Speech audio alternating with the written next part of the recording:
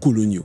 À 14 ans, il ne vendait pas des rêves, il les fabriquait de ses propres mains. Il aurait pu bâtir l'Amazon africain. Et je ne parle pas juste de faire un copier-coller en carton du modèle occidental. Il aurait pu créer une marketplace repensée, enraciné dans la réalité logistique, monétaire et sociétale du continent africain. Il aurait pu développer une infrastructure d'e-commerce capable de connecter les artisans de Ouagadougou aux clients de Lagos.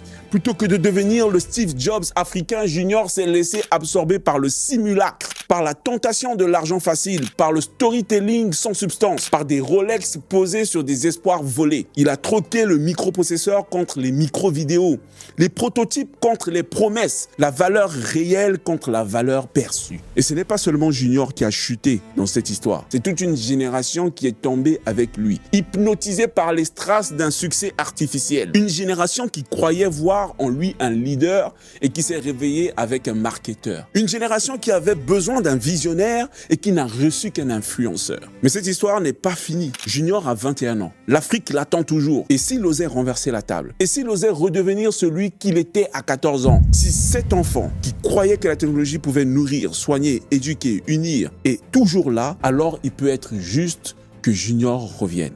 Alors il reste peut-être une chance d'écrire un autre chapitre. Et la balle est dans ton camp, Junior. Mais vous savez ce qui me rend le plus triste? C'est que Junior n'est pas un cas isolé.